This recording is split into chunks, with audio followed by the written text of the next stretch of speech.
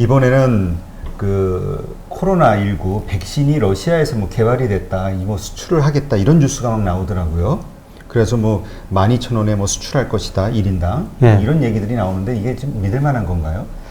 그래서 뭐 제가 듣기로는요, 얼마 전에 한 그룹에서 강의했는데 그 그룹에도 제약회사가 있더라고요. 네, 그런데 그 CEO 이야기는 이게 개발했더라도 생산하는데 상당한 시간이 걸린다. 그리고 비용도 그렇게 싸지는 않을 것이다. 그런 이야기를 하고요. 네, 그리고 그분 이야기는 우리나라에서도 생산 시설이 자기네뿐이래요. 개발을 하더라도. 그래서 러시아가 지금 어떤 식으로 개발했는지, 또 트럼프도 뭐 선거 이전에 큰 그 혁신이 있을 것이다. 계속 이런 이야기를 하고 있는데요. 제가 그 분야에서는 잘 모르기 때문에. 근데 어떻든 좀 시간이 걸릴 것이다. 그리고 이제 만약에 그런 신약이 개발돼 가지고 코로나가 잡힐 수 있는가. 그거는 좀 시간의 문제인 것 같습니다.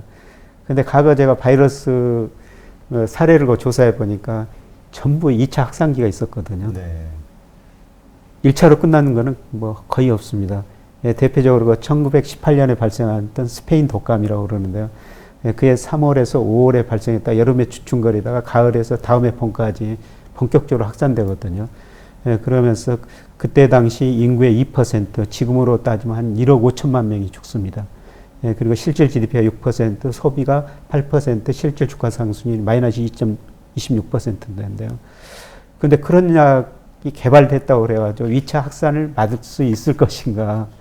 그 시기는 조금 더 기간이 좀 걸릴 것 같습니다. 네. 네, 그래서 이번 코로나가 제발 1차로 끝났으면 좋겠습니다만은 지금 우리나라도 오늘 보니까 또 굉장히 많이 늘어났더라고요. 네, 점점 늘어나고 있더라고요. 예, 그래서 2차 확산기가 왔을 때는 네, 충격을 좀 받을 수밖에 없지 않을까 그렇게 생각합니다. 근데 이게 만약에 백신이 뭐 지금 트럼프 대통령도 자신하고 있는 것처럼 아니면 러시아의 말이 만약에 맞는다면은 이것이 획기적인 어떤 전환점이 될 수 있는 건가요?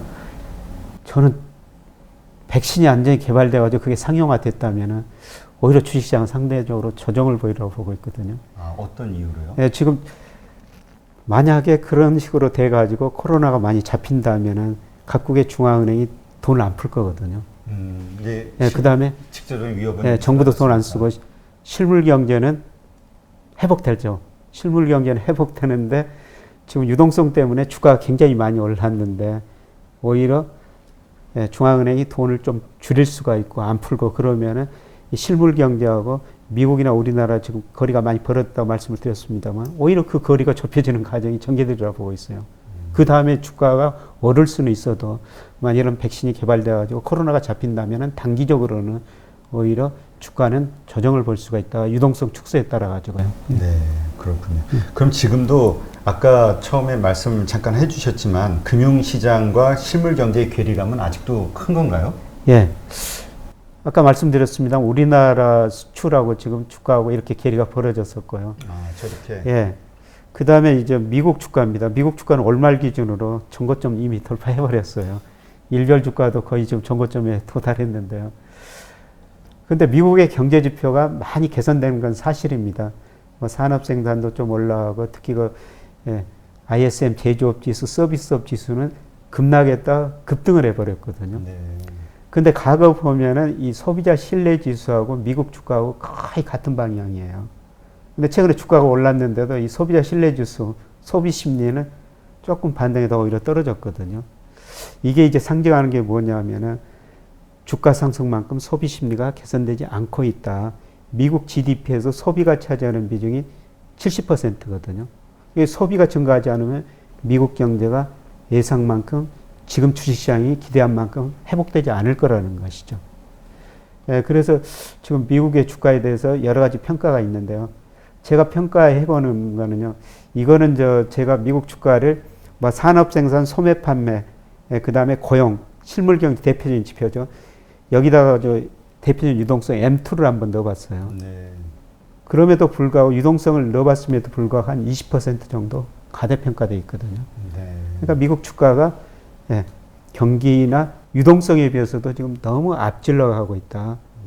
그런데 지금 소비 심리에서 보는 것처럼 소비가 예상만큼 증가하지 않고요. 코로나가 잡혀가지고 유동성이 좀 축소되면은 저는 이게 금방 좀 급락할 수가 있다는 거죠. 그리고 제가 뭐 연구에서 이코노미스트라고 이 경제 주간지를 꼭 챙겨 보는데요. 최근에 이런 그림이 나왔어요. 그러니까 미국 S&P 500 수익이 2015년 수준 밑으로 떨어졌거든요. 아, 그래요? 기업 수익은 뭐 지난 그 6년 동안 거의 증가하지 않고 오히려 좀 올 2분기 건데 감소했습니다. 근데 이 주가 보니까 거의 60% 정도 벌어졌거든요. 물론 3분기 기업 이익은 이게 주가 오른 만큼 좀 개선되기는 했을 겁니다. 그래서 이 거리가 너무 벌어졌다는 거죠. 그래서 우리가 보면 믿을 수 있다 그러는데요. 이 제목이 이겁니다. Seeing is disbelieving. 봐도 못 믿겠다. 그러니까 지금의 상황이 비합리적이다. 기업 수익이나 앞서 제가 본 경제 지표나 이런 거 봤을 때 지금 주가가 너무 앞서가고 있다는 겁니다. 그래서 만약 코로나가 진정되고 경기가 좀 회복 소비가 늘어나더라도 이 유동성 때문에 너무 앞서갔던 주가가 급격하게 조정을 좀 보일 수가 있다. 이게 저는 뭐 3분기 중후반이라고 계속 지금 보고 있고요. 그렇게 되면 또 우리가 주식을 싸게 살 기회인데 일단 단기적으로는 좀 리스크 관리를 하시는 게 좋을 것 같다. 뭐 이런 말씀 좀 계속 드리고 싶습니다. 네, 그렇군요.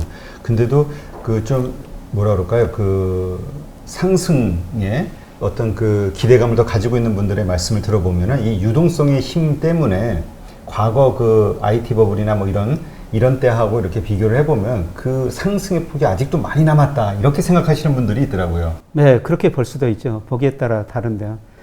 그래서 지금 뭐 한 2,600 간다, 뭐 3,000 간다. 3,000, 이렇게 주장하시는 전망이 있고요. 사실 그분 전망들이 맞을 수가 있어요.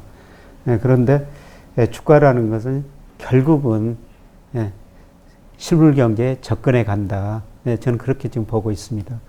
그래서 우리나라 주가나 지금 미국 주가나 실물 경제에 너무 앞서가고 있는 만큼 유동성의 힘이 조금이라도 축소되면은 이게 급격하게 제자리도 올 수 있다. 그렇게 보고 있습니다. 그래서 저는 뭐 늘 이런 이야기를 합니다. 제가 경제학을 공부할 때 사무엘슨 경제원론으로 초기에 경제학을 공부했거든요. 그 책 서문에 보면은 한쪽에서 보면은 새 머리처럼 보이고요. 새 주둥이처럼 보이고 다른 쪽에서 보면은 양머리처럼 보이는 그림이 있어요. 경제학, 사회과학이라는 그런 거라는 거죠. 자기가 배운 이론 지식에 따라 어떤 사람은 이걸 새 주둥이라고 볼 수 있고 양머리라고 볼 수가 있는 거죠. 그래서 저는 3분기 조정이라고 보는데 또 다른 분들은 2,600, 3,000까지 갈 수 있다. 시각이 자기가 보는 이론, 배운 이론, 데이터에 따라서 다 달라질 수가 있다는 거죠. 그래서 제가 뭐 이런 조정 말씀 드리기도 굉장히 좀 두렵기도 하죠, 그냥. 제 시각이니까요. 네, 그렇죠. 네, 그리고 워낙 그 많은 분들의 예상을 깨고 너무나 이 유동성의 힘이 강하다라는 걸 자꾸 드러내고 있어가지고요. 뭐 다들 힘들어 하시더라고요. 이걸 어떻게 어떻게 판단해야 될지. 사실 뭐 이렇게 주가가 급등하리라고는 뭐 일부 전문가들은 예상했을 수도 있지만 대부분 이렇게 저처럼 좀 혼란에 좀 빠졌죠. 그래서 계속 그 자꾸 유동성이 증가했다는 거, 뭐 저도 그런 이야기를 계속 하고 있거든요. 그래서 그 주가 상승을 유동성에서 찾고 있는데. 그러니까 그게 사실은 설명되지 않는 이 시장의 비이성적인 상황을 표현하는 말이 유동성인 건가요? 어쩌면 주가가 뭐 이성적일 수도 있어요. 그럴까요? 근데 저는 장기적으로 보면 주가는 굉장히 똑똑하다고 보고 있거든요. 주가가 오르면은 뭐 그럴 만한 무슨 일이 그 다음에 일어났었고 주가가 떨어지면 뭐 그럴 만한 이유가 있었거든요. 그래서 주가가 똑똑하긴 하는데 근데 가끔은 주가가 비이성적으로 경제 변수를 가대평가하거나 가소평가하는 국민이 있거든요. 근데 저는 굉장히 똑똑한 주가도 아주 단기적으로는 좀 최근에는 좀 비이성적이 아닌가 그런 생각을 좀 하고 있습니다. 이렇게 생각해 보는 거는 어떠세요? 어떤 분들은 그런 말씀을 하시던데요. 말씀하신 대로 금리가 낮아졌잖아요. 1%가 안 되는. 그러니까 수익이 낮아졌기 때문에 우리가 이제까지 보던 기업의 어떤 적정 PER, 그러니까 적정 가치, 이것이 이제까지와는 다르게 상당히 높게 업그레이드를 시켜야 되는 거 아니냐. 그래서 그걸 일드갭이라고 그러는데요. 그러니까 PER의 역수하고 이자율하고 비교하죠. 그런 게 있나요? 그래서 지금 PER의 역수가 은행 금리보다 높아졌어요. 네. 아까 제가 배당 수익률 마찬가지로 그렇죠. 은행이자보다 네. 높아졌다. 그래서 주식 투자를 해야 된다. 예, 그렇게 보는 분들이 이제 계속 그 주가가 예, 많이 오른다 이렇게 전망을 하죠. 근데 제가 그 지표로 하더라도 지금 주가는 2,400원 가대평가됐고요. 예, 그 다음에 금리하고 주가하고 우리가 과거하고는 달리 봐야 되거든요. 이론적으로 이제 주가 보면은 배당금이 늘어나면 주가가 오르고 금리가 떨어지면 주가가 오르고 기업 수익률이 올라가면은 주가가 올라가는 거거든요. 근데 일본이 그 1990년대 장기 불황에 빠지면서 금리하고 주가하고 같은 방향으로 움직여 버렸어요. 그러니까 금리가 떨어졌는데도 오히려 주가도 떨어졌다는 거죠. 네. 그 이유는 뭐냐면은 주가를 결정하는 요인 금리보다는 기업 수익이 더 증가했다는 거죠. 경제가 나빠져가지고 금리가 떨어지는데 그것보다 기업 수익이 더 떨어져 버리면은 금리가 떨어져도 주가가 떨어질 수가 있다는 거죠. 네. 그런데 2016년 이후에 우리나라에서 지금 우리나라 코스피하고 국고채 3년 수익률 해보면은 상관계수 0.8로 플러스가 나와버려요. 우리나라도 이제 금리가 올라야 주가가 오른다. 예, 이런 이야기를 할 수가 있는 거죠. 그거는 예, 금리보다는 주가를 결정하는 가장 중요한 요소가 기업 수익 경기다. 그래서 금리보다는 경기를 더 봐야 된다. 이런 말씀을 드리고 싶고요. 예, 그런데 예, 제가 배당금을 계속 말씀드리는데 사실 우리나라 장기적으로 평균 PER이 한 10배 정도 다른 나라보다 굉장히 낮았거든요. 네, 근데 최근 거의 13, 14배까지 오른 것 같은데 근데 이게 저는 배당 혁명이 아닌가 그런 생각을 합니다. 네. 사실 우리나라 그동안 배당 성향이 2008년부터 2018년까지 평균이 17%밖에 안 됐거든요. 아, 네. 예, 배당 성향이라는 것은 뭐냐면은 기업들이 순이익에서 배당금을 얼마나 주느냐 17%밖에 안 됐어요. 아, 네. 근데 작년에 그게 33%까지 올라갔거든요. 많이 올랐네요. 예. 배당 성향이 올라가는 건 여러 가지 이유가 있습니다만은 97년, 2008년 국내 위기를 겪으면서 국민소득이 생기면 GNI라고 그러는데 가계, 기업, 정부가 나눠 가지거든요. 가계 몫이 71%, 61%로 줄어들었어요. 기업 몫은 15%에서 26% 정도로 올라갔거든요. 그러니까 우리 정부가 가만히 보니까 기업은 상대적으로 부자가 됐고 가계는 상대적으로 가난해졌다는 거죠. 그래서 기업들한테 임금 올려달라, 배당 늘려달라, 고용 투자 늘려달라. 근데 기업들이 지금 어렵다고 임금 별로 안 늘려주고 고용 투자 안 늘리거든요. 결국 배당을 더 줄 수밖에 없다는 겁니다. 예, 그리고 이번 정부 정책 방향이 여러 가지가 있습니다만 큰 방향은 포용 성장이고 그 위에 소득 주도형 성장, 혁신 성장, 공정 경제라는 게 있어요. 그 공정 경제가 여러 가지고 기울어진 마당을 공정하게 만들자 그런 의미도 되게 있습니다만 가장 중요한 중에 하나가 재벌들 내부 거래를 못하게 만들었다는 겁니다. 지배구조 이슈가 예. 컸었죠. 그러니까 그룹에 따라 다르지만은 우리나라 재벌 총수들이 가지고 있는 지분이 평균 2%예요. 얼마 안 되네요. 예. 그것 가지고 기업을 다 지배했죠. 그런데 배당금을 주면은 자기한테 2%밖에 배당이 들어오지 않습니까? 그렇죠. 예. 그래서 내부 거래를 통해 가지고 이익을 챙긴 재벌들이 있었거든요. 그렇죠. 자회사 하나 만들고 예. 무슨 회사 조그맣게 하나 만들고 일감 몰아주기. 예. 그래서 모든 재벌이 그랬지만 일부 재벌이 그랬다는 겁니다. 많이 그런 것 같은데. 그래서 정부에서 그거를 가감히 막겠다. 이번 정부의 공정경제의 핵심이거든요. 그럼 어떻습니까? 재벌 총수들도 내부 거래 일감 몰아주기 돈을 챙길 수가 없다면은 배당을 더 줄 수밖에 없는 거죠. 그래서 배당을 많이 줄 수밖에 없어요. 그러겠네요. 그래서 배당금이 늘었기 때문에 주가가 한 단계 더 나갈 수 있는 계기가 지금 마련되고 있다. 근데 우리나라 배당성이 지금 33%까지 올라갔는데요. 그것도 다른 나라와 비교하면은 아직도 낮은 수준입니다. 평균 뭐 미국 같은 경우는 어느 정도 되나요? 지금 영국이 한 55% 되고요. 많이 주네요. 예, 미국은 뭐 49% 됐다가 40% 됐다가 순이익이에요? 예, 순이익에. 그다음에 대부분의 나라들이 거의 40% 안팎입니다.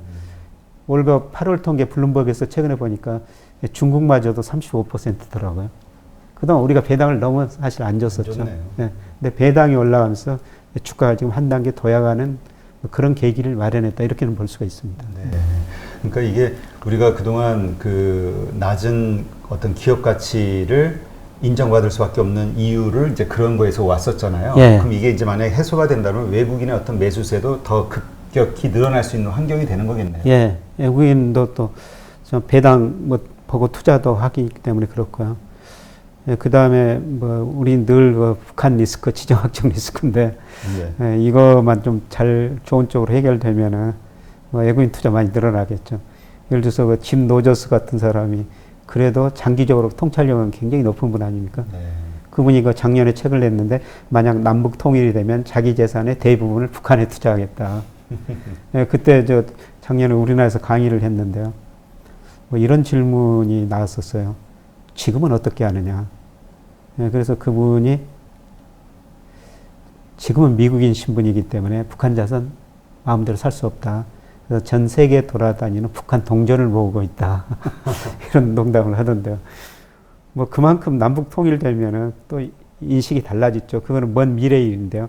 근데 이선 배당 혁명은 지금 일어나고 있다는 겁니다. 네, 그렇군요. 하여튼 그 한국 경제 혹은 투자자들에게 아주 유리한 그런 상황으로 뭔가 이 환경 혹은 문화가 투자 문화가 확 바뀌는 어떤 계기가 됐으면 좋겠네요. 예, 그, 예. 네, 알겠습니다.